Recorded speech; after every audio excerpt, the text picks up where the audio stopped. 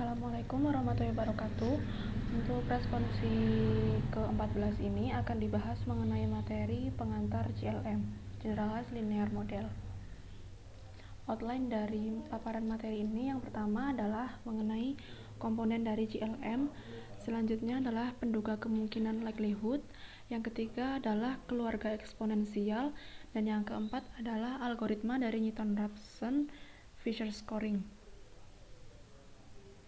Pertama-tama adalah komponen dalam GLM. Yang pertama, untuk dalam GLM ini memiliki yang pertama komponen acak. Komponen acak ini biasanya dilambangkan dengan YI ini berdistribusi, diasumsikan berdistribusi dari sesuatu, sehingga YI ini memiliki komponen acak.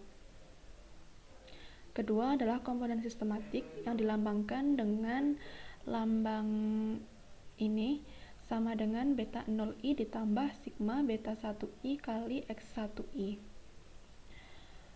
Lalu ada fungsi hubung. Fungsi hubung ini fungsinya untuk menghubungkan nilai tengah yang mana merupakan mu-nya ini dengan komponen sistematiknya, di mana fungsi hubung ini dilambangkan dengan G mu I sama dengan komponen sistematiknya. Misalnya kita memakai fungsi hubung log, sehingga log dari mu I ini sama dengan komponen sistematiknya, sehingga kita bisa cari mu I itu sama dengan eksponensial dari komponen sistematiknya gitu. Lalu penduga kemungkinan likelihood, yaitu untuk menduga parameter beta. Jika diketahui likelihood L besar ini adalah fungsi likelihood, sedangkan L kecil ini adalah fungsi log likelihoodnya. Turunannya ini memiliki arti. Turunan pertamanya itu adalah merupakan fungsi score, sedangkan turunan kedua terhadap theta itu merupakan informasi Fisher yang nantinya akan berguna sekali ketika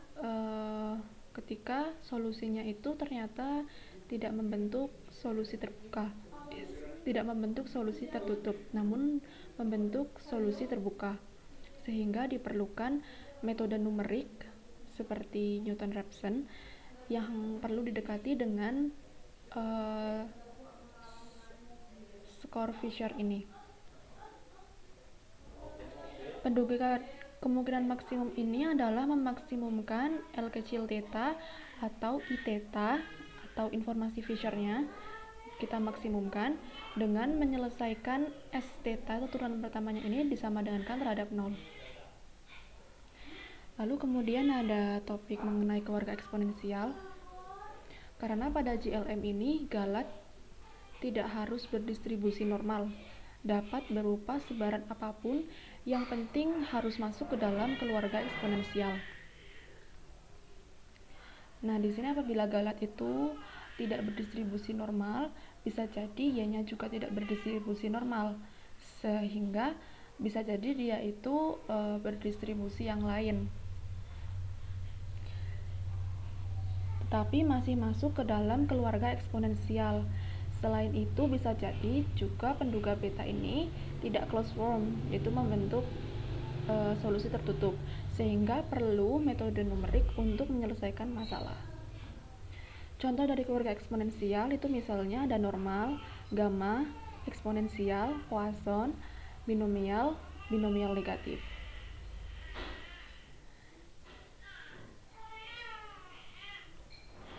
Nah, suatu peubah acak Y ini termasuk ke dalam keluarga eksponensial jika FKP atau FMP-nya itu dapat dibentuk sebagai berikut. Jadi, cara ini itu untuk membuktikan apakah distribusi tersebut masuk ke dalam keluarga eksponensial. Pertama, dapat dibentuk dengan cara seperti ini.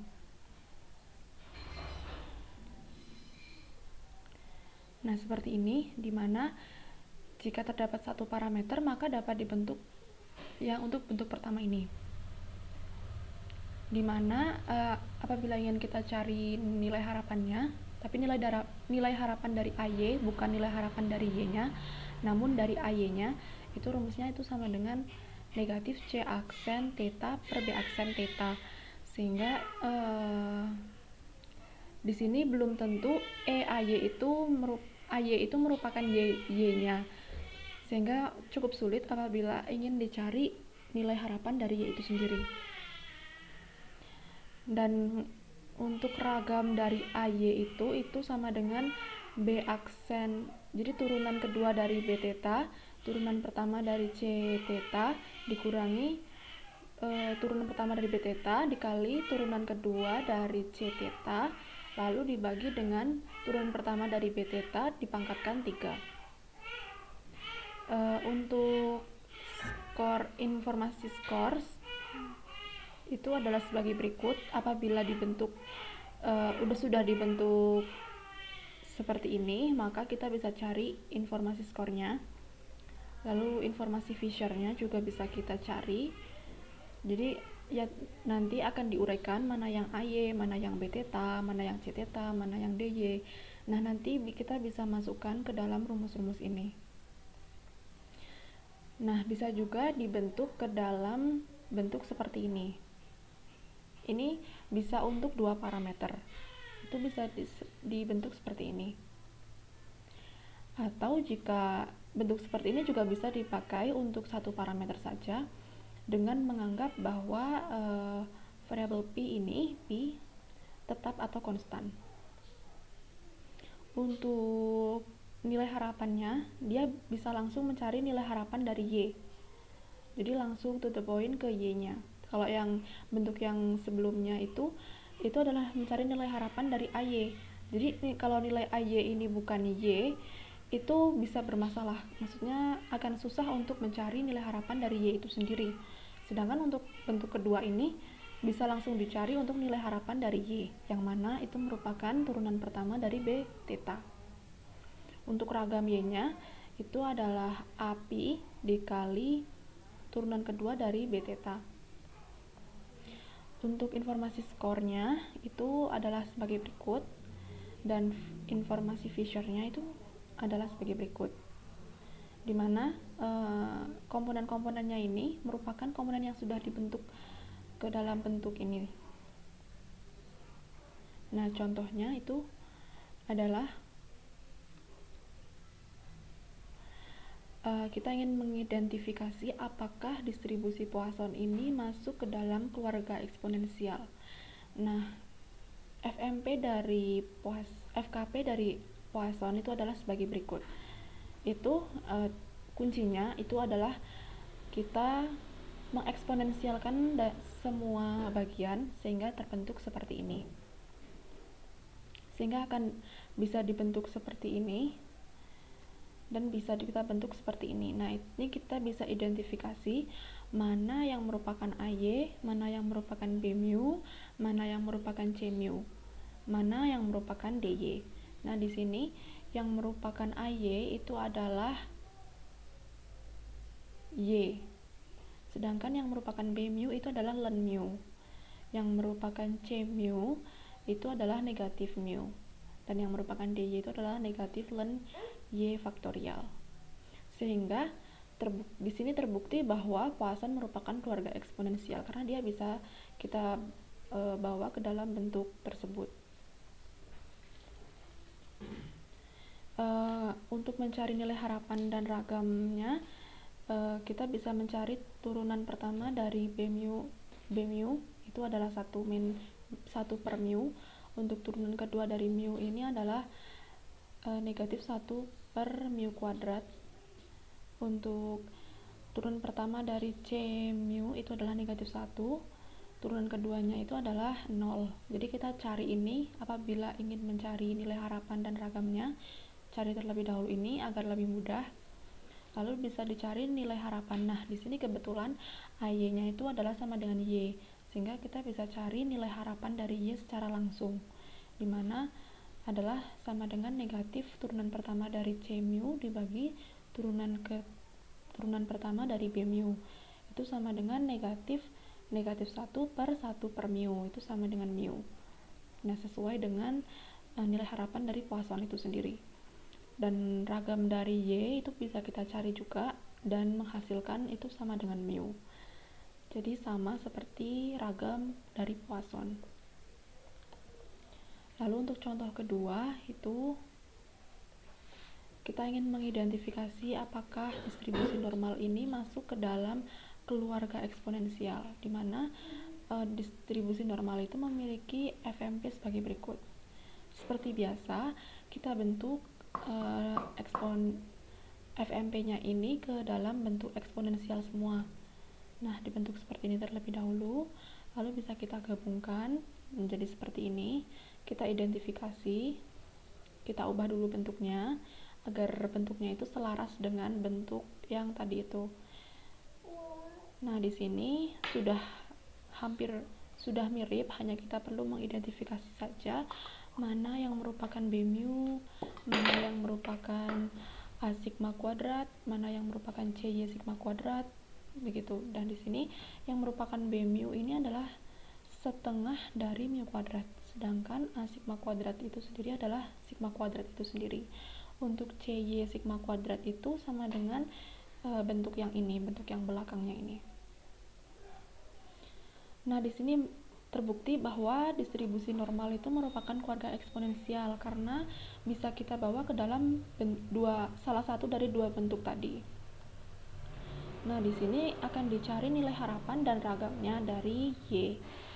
Maka kita cari dulu turunan pertama dari B dan turunan kedua dari B mu. Turunan pertamanya itu adalah mu, sedangkan turunan keduanya itu adalah 1. Untuk nilai harapannya itu adalah turunan pertama dari B mu, itu sama dengan mu itu sendiri, sedangkan ragamnya itu rumusnya adalah sebagai berikut.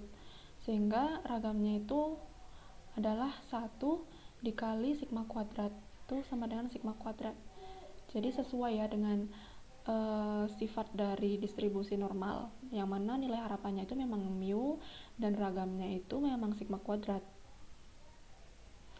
Lalu akan dibahas mengenai algoritma Newton-Raphson Fisher scoring. Nah, di sini apabila kita tahu yaitu berdistribusi suatu distribusi dengan FMP itu FY jika diketahui theta, likelihoodnya adalah sebagai berikut, dilambangkan dengan L theta, L besar theta, sedangkan L kecil theta-nya itu merupakan log likelihoodnya. Nah, di sini algoritma Newton-Raphson yang paling dasar itu adalah sebagai berikut, yaitu untuk theta ke T plus 1 itu sama dengan theta ke T ditambah dengan 1 per, ya ini karena pangkat negatif 1, maka 1 per negatif turunan kedua dari likelihoodnya. Untuk theta-nya itu dimasukkan ke theta ke T dikalikan dengan turunan pertama dari log likelihoodnya dan dimasukkan theta di mana theta ke T. Jadi nanti hal yang pertama yang perlu dilakukan itu adalah dengan mendefinisikan dulu theta nolnya itu. Jadi untuk definisiin theta nolnya itu boleh di sembarang titik, boleh yang di dekat, boleh di sembarang titik. Jadi bisa di rata-ratanya atau bisa di sembarang titik yang paling memungkinkan, kira-kira apakah itu theta duga gitu. Lalu untuk penerapannya ke dalam likelihood ini bisa kita dekati dengan Fisher scoring.